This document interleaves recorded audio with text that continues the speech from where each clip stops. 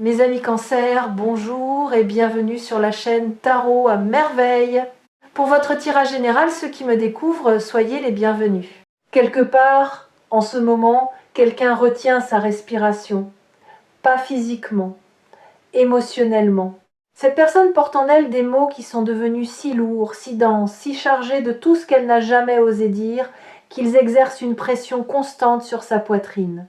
Une pression qui augmente de jour en jour, comme un mécanisme dont le ressort se comprime et qui approche du point de relâchement, le point où la tension devient insoutenable et où les mots sortent, non plus par choix, par nécessité physique. Ce moment approche, et quand il arrivera, l'impact sera celui d'une déflagration. Pas une déflagration destructrice, une déflagration libératrice.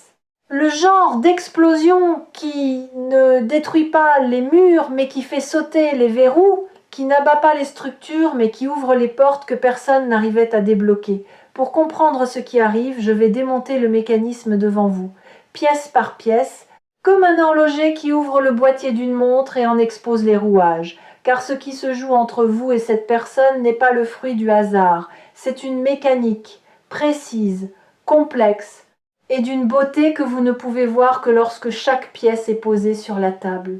Premier rouage. Le silence. Le silence de cette personne n'est pas ce que vous croyez. Vous l'avez interprété comme de l'indifférence, comme un désintérêt, comme la preuve que vous ne comptez pas assez pour mériter une parole. Mais regardez ce silence comme un horloger regarde un ressort comprimé. Le ressort est silencieux, immobile, il ne fait aucun bruit, aucun mouvement. Et pourtant, il contient plus d'énergie que n'importe quelle pièce en mouvement dans le mécanisme. Toute la puissance de la montre est concentrée dans cet objet immobile. C'est le paradoxe du ressort. Moins il bouge, plus il est puissant. Moins il s'exprime, plus ce qu'il contient est explosif.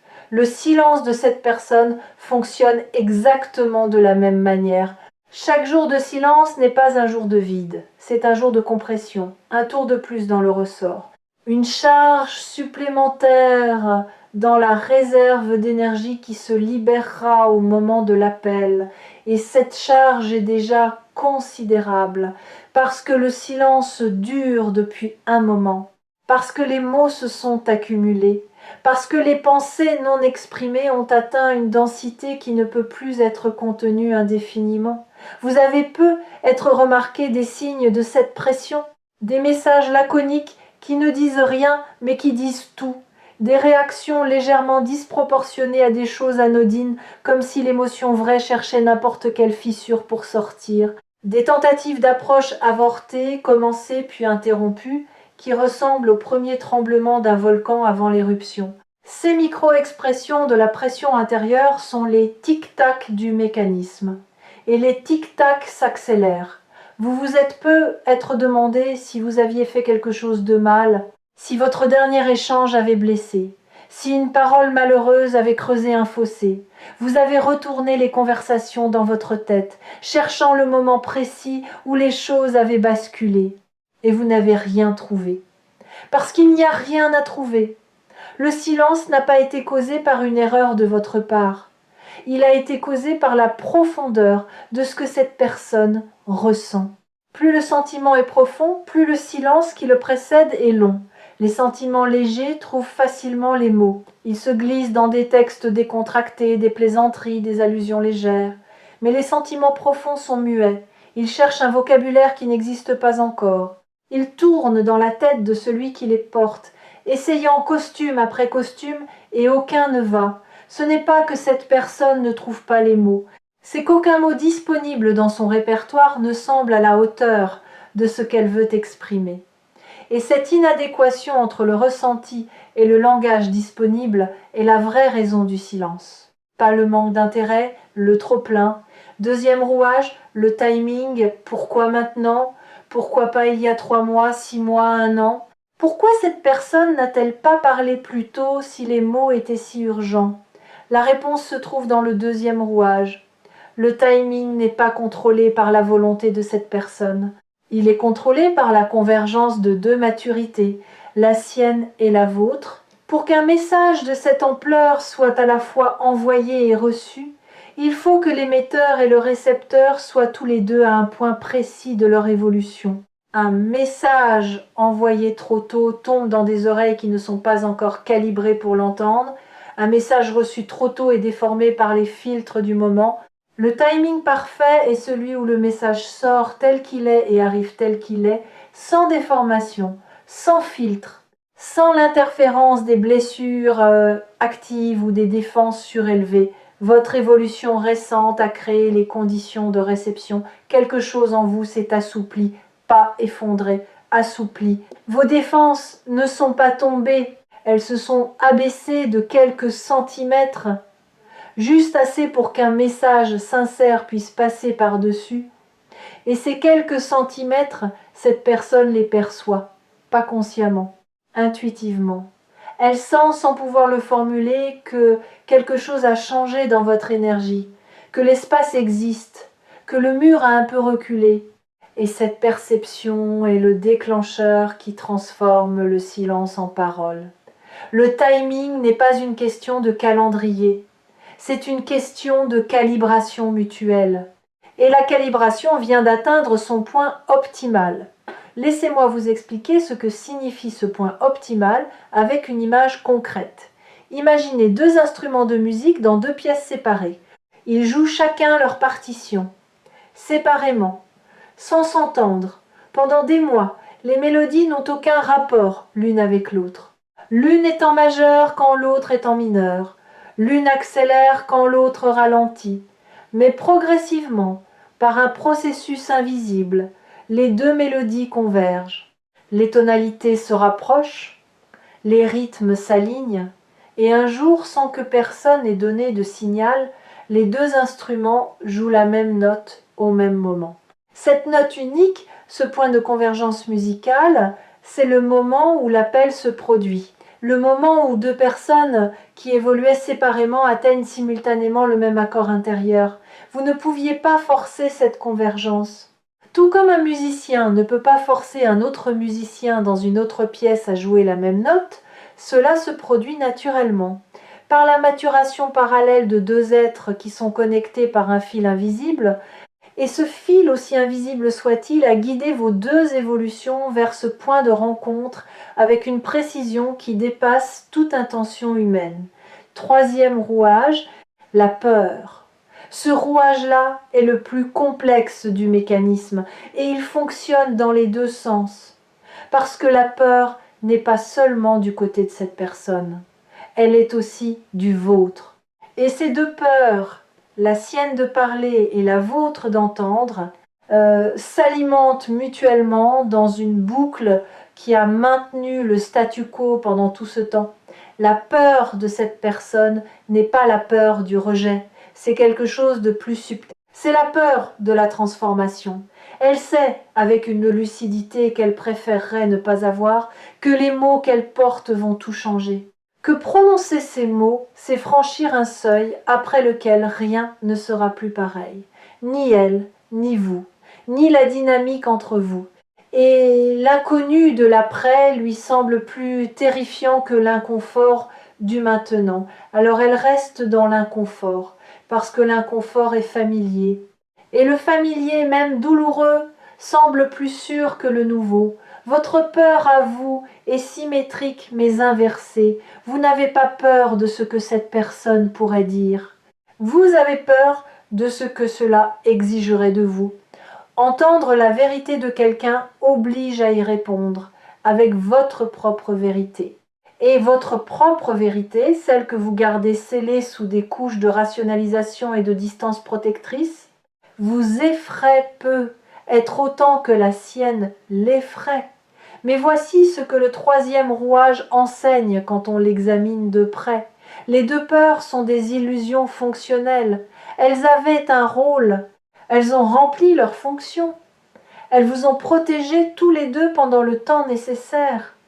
Mais leur temps est révolu.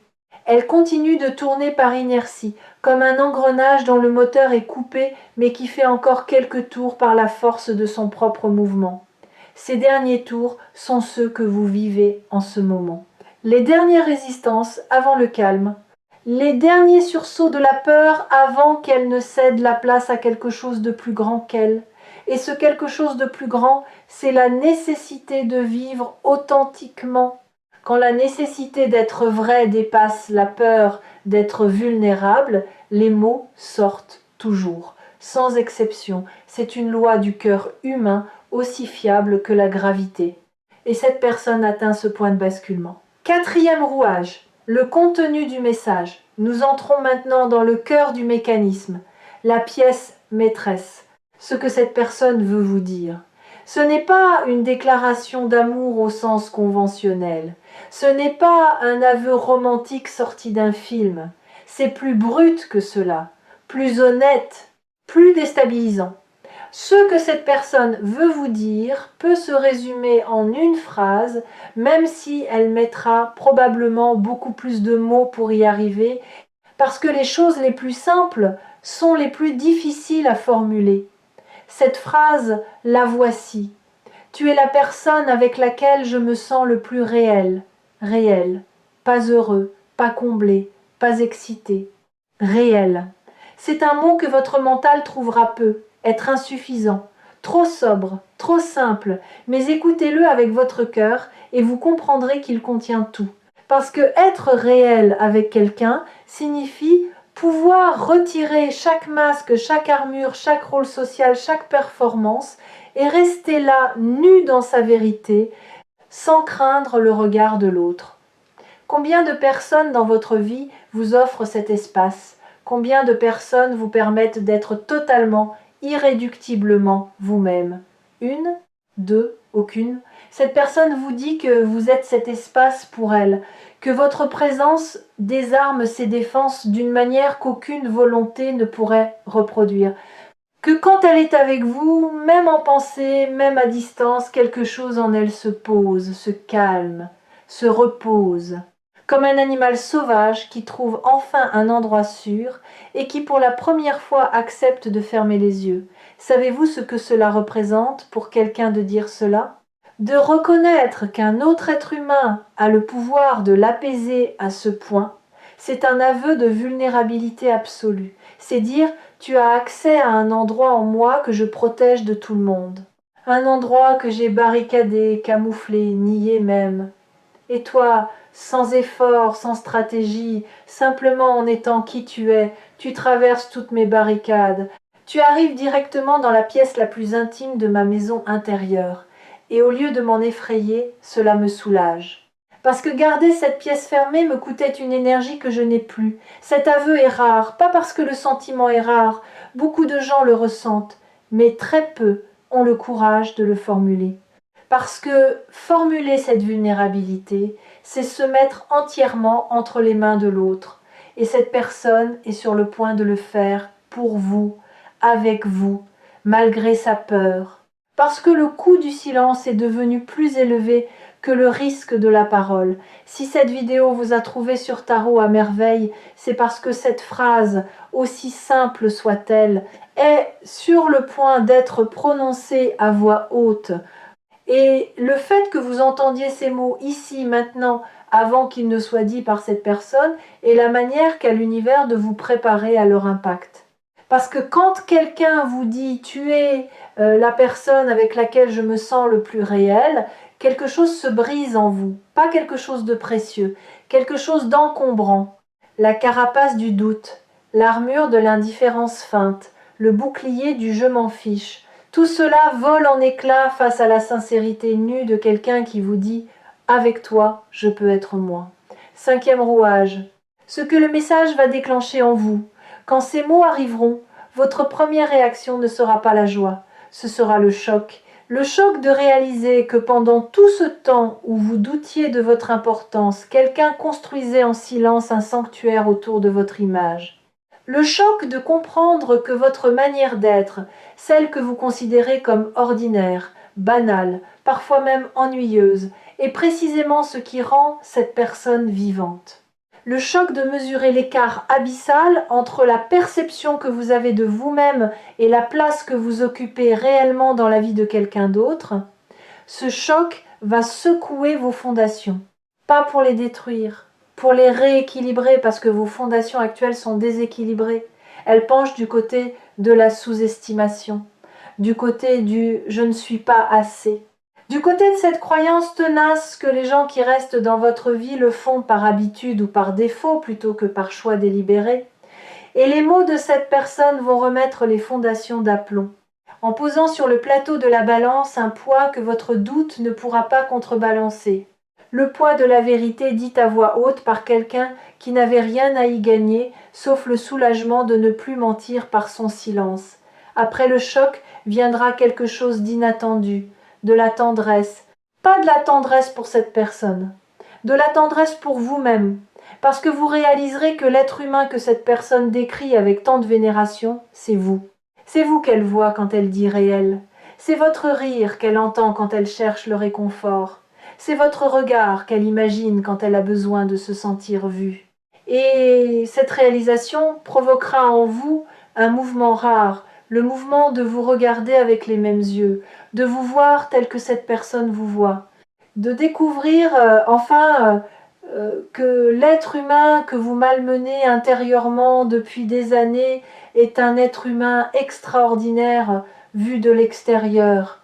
Il y a un deuil dans cette découverte, pas un deuil triste, un deuil nécessaire, le deuil de l'image de vous que vous portiez depuis si longtemps, l'image du pas assez, du trop ordinaire, du toujours à côté. Cette image va mourir, non pas d'un coup, mot par mot. À mesure que les paroles de cette personne pénétreront votre conscience et dissoudront syllabe par syllabe la fiction que vous aviez construite autour de votre propre personne. Et sur les cendres de cette image mourante va naître quelque chose de neuf. Pas un ego surdimensionné, pas une confiance artificielle, une estime juste, calibrée, fondée non pas sur ce que vous pensez de vous, mais sur ce que votre existence produit réellement dans la vie des autres. Et cette estime-là est inattaquable parce qu'elle ne repose pas sur l'opinion, elle repose sur l'impact. Et votre impact, vous allez enfin le mesurer à travers les yeux de quelqu'un qui l'a vécu de l'intérieur. Vous allez aussi ressentir quelque chose d'inattendu, du regret. Pas le regret d'avoir fait quelque chose de mal, le regret d'avoir passé tant de temps à douter, tant d'énergie à vous diminuer, tant de jours à croire que vous étiez interchangeable alors que vous étiez irremplaçable. Ce regret sera bref, parce que le présent, ce qui s'ouvre devant vous, sera si lumineux qu'il effacera rapidement l'ombre du temps perdu. Mais il aura la vertu de vous enseigner quelque chose que vous n'oublierez plus jamais, ne plus jamais douter de votre importance, plus jamais. 6e rouage, l'après. Quand un horloger a exposé tous les rouages, quand chaque pièce est sur la table et que le mécanisme est entièrement compris, il reste une question. Que se passe-t-il quand on rassemble les pièces et qu'on laisse la montre sonner? Ce qui se passe, c'est que le temps reprend. Le temps qui semblait suspendu entre vous et cette personne. Le temps qui s'était figé dans un entre-deux inconfortable où vous n'étiez ni ensemble, ni séparés, ni proches, ni distants, ni en paix, ni en conflit. Ce temps reprend sa course. Et il reprend dans une direction nouvelle, pas la direction du passé, pas le retour à ce qui était, la direction de ce qui n'a jamais existé, d'une configuration de votre lien qui n'avait pas encore eu l'occasion de se manifester parce que les conditions intérieures n'étaient pas réunies. Ces conditions sont maintenant réunies. Le ressort est à son maximum de tension. Le timing est optimal. La peur a fait ses derniers tours. Le message est mûr. Et votre capacité à le recevoir est à son plus haut niveau depuis le début de cette histoire. Quelque chose de beau va se produire dans l'espace entre vous et cette personne. Un espace qui était autrefois rempli de non-dits, de suppositions erronées et de distances auto-imposées va se transformer en un espace de clarté. Pas de clarté froide et clinique, de clarté chaude. La clarté de deux êtres qui posent enfin les armes et qui se regardent sans le filtre de la protection, sans le voile de l'orgueil, sans le masque du je m'en fiche aussi. Juste deux visages nus, deux vérités face à face. Et le soulagement immense, presque physique, de ne plus jouer. Vous avez joué, elle a joué. Vous avez tous les deux joué le jeu du détachement, de la distance calculée, de l'indifférence stratégique, et ce jeu vous a épuisé, tous les deux. Pas parce qu'il était difficile à jouer, parce qu'il était faux. Et jouer faux quand on ressent vrai est la chose la plus épuisante qui existe. Votre corps le sait. Votre corps est fatigué de porter le masque. Et le corps de cette personne est fatigué aussi. Deux fatigues qui convergent vers le même remède. La vérité, l'appel qui vient ne sera pas seulement un moment, ce sera un tournant. Le genre de tournant qu'on identifie des années plus tard comme le moment où tout a basculé, où l'ancienne dynamique a cédé la place à une dynamique entièrement nouvelle, où les rôles familiers se sont dissous pour être remplacés par quelque chose de plus vrai, de plus nu, de plus courageux. Vous allez peu être hésité à décrocher, non pas par indifférence, par respect pour l'ampleur de ce qui se joue, par cette intuition que répondre à cet appel, c'est accepter d'entrer dans un territoire inconnu, un territoire sans carte, sans guide, sans garantie, mais avec une boussole. Et cette boussole, c'est la vérité que vous avez en commun avec cette personne. La vérité brute, non filtrée, non emballée, qui va être posée entre vous comme un objet précieux sorti de son coffre pour la première fois, décrochez quand même. Décrocher avec le cœur battant et les mains qui tremblent, décrocher en sachant que le tremblement n'est pas de la faiblesse, c'est le signe que ce qui se passe est réel. Les choses sans importance ne font pas trembler. Seules les choses qui comptent ont ce pouvoir. Et ceci compte plus que vous ne le mesurez encore. Les messages reçus ici sur Tarot à merveille portent parfois une charge qui dépasse le cadre d'une simple lecture. Celui-ci en fait partie. Il ne se contente pas de décrire ce qui arrive. Il prépare le terrain pour que ce qui arrive puisse être accueilli dans les meilleures conditions, comme un jardinier qui prépare la terre avant de poser la graine. La graine est le message de cette personne. La terre, c'est votre cœur. Et cette vidéo est la préparation. Voici ce que je veux que vous gardiez de cette lecture. Au-delà des détails, au-delà de l'identité de cette personne ou du moment exact de l'appel, ce que je veux que vous gardiez, c'est la compréhension du mécanisme. La compréhension que rien dans votre vie n'est aléatoire, que le silence avait une fonction, que le timing a une intelligence, que la peur a une date d'expiration, que le message qui vient était inévitable depuis le moment où deux personnes ont créé entre elles un espace de vérité. Vous avez créé cet espace par votre authenticité, par votre patience, par votre refus de jouer des rôles dans une relation qui méritait mieux que le théâtre. Et cet espace, nourri par le temps et mûri par l'absence, est devenu si vaste qu'il ne peut plus rester vide. La nature a horreur du vide, et l'amour, sous toutes ses formes, a horreur du silence quand le silence n'a plus rien à enseigner. Votre rôle dans les jours qui viennent est simple, mais exigeant. Restez ouvert. Ne pas refermer les écoutilles à la première vague d'émotions. Ne pas retourner dans la forteresse du détachement au premier signe de vulnérabilité. Restez là dans l'inconfort de l'ouverture, avec la confiance que ce qui vient est bon, pas facile, bon. Et que le bon dans les relations entre êtres humains profonds n'est jamais facile. Il est toujours un peu tremblant, un peu maladroit, un peu effrayant.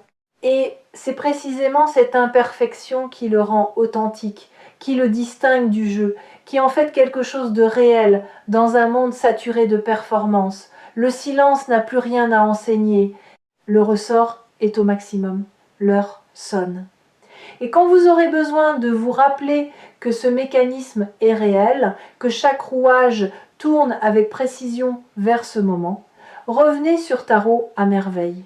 Revenez à cette image de l'horloge, à ces rouages démontés puis rassemblés, Et rappelez-vous que les meilleures horloges ne sont pas celles qui font le plus de bruit, ce sont celles qui sonnent juste. Et ce qui sonne ici est d'une justesse que 10 ans de pratique m'ont rarement permis de percevoir. L'appel arrive, les mots sont prêts, et vous, malgré ce que vous croyez, êtes exactement assez préparé pour les entendre. Décrochez. La vérité attend de l'autre côté de la ligne. Et elle est plus belle, plus douce et plus puissante que tout ce que votre imagination avait osé dessiner.